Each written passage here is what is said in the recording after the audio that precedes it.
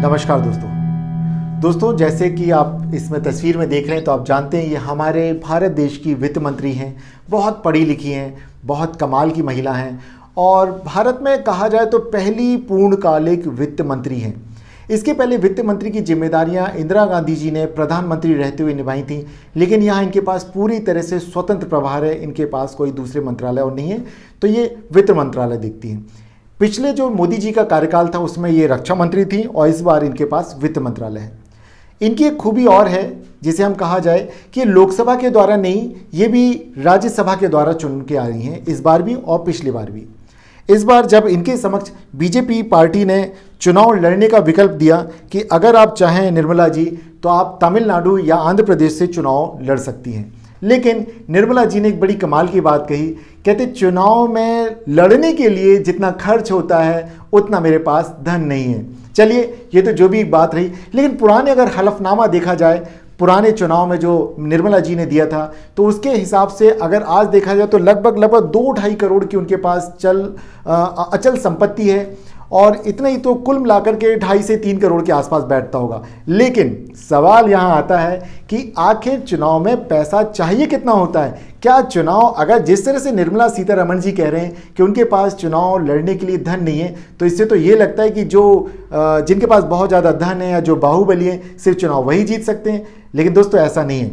भारत में अगर कोई भी व्यक्ति चुनाव लड़ना चाहता है और कोई राजनीतिक दल उसे चुनाव लड़वाना चाहता है, उसको टिकट देता है, तो वह व्यक्ति अगर वो निर्धन भी है, उसके पास पर्याप्त धन भी नहीं है, तो राजनीतिक दल उसको चुनाव लड़ने के लिए धन उपलब्ध कराता है। तो चलिए, ये तो एक बहुत ही ऐसा मुद्दा रहा कि उनके पास धन है या नहीं है, लेकिन बात यहाँ पे एक दूसरी भी करनी है।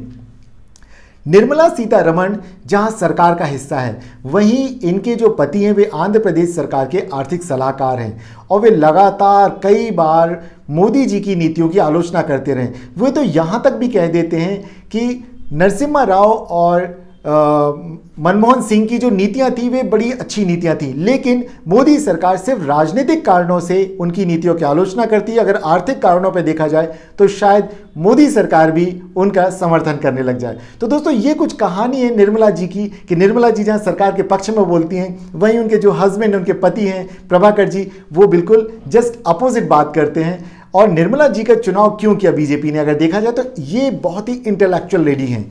ये जेएनयू से पास आउट हैं और जब इनके किसी भाषण को सुना बीजेपी के सीनियर लीडर्स ने, तो उन्होंने इनको फिर पार्टी में जोड़ा और बाद में इनको मौका दिया गया कि ये सरकार का हिस्सा बने और अपना जो भी नॉलेज है उसको सरकार के साथ साझा करें, जिससे कि हमारा पूरा देश को लाभ हो। लेकिन यहाँ मैं फिर एक टिप्पणी करना चाहूँगा कि जो बात निर्मला जी ने कही कि उनके पास पर्याप्त धन नहीं है, तो इसे मैं कहूँगा कि ये शायद मजाक में कही गई बात होगी, क्योंकि भारत में कोई भी व्यक्ति, अगर कोई राजनीतिक दल उसे टिकट देता है तो उसके लिए वित्त का इंतजाम भी राजनीतिक पार्टियां कर सकती हैं। क्योंकि भारत में यदि आप लोकप्रिय हैं तो आपको धन की आवश्यकता नहीं है, आप बिना धन के भी चुनाव जीत सकते हैं। ऐसे कई उदाहरण हैं जिनमें देखा जाता है कि कोई बहुत ही गरीब व्यक्ति है, वो एमएलए बन जाता है, वो मेंबर ऑफ पार्लियामेंट बन जाता है, तो अलग अलग पदों पर जाते हैं। तो ये माना जाए कि भारत में सिर्फ बाहुबली या धन बली ही सांसद नहीं बनते हैं। लेकिन ये निर्मला जी का एक, मैं कहूँगा, उदारता है कि उन्होंने जिस ढंग से कहा कि अभी चुनाव में नहीं जाना चाहती, बल्कि वे चाहती है और भी नए लोगों को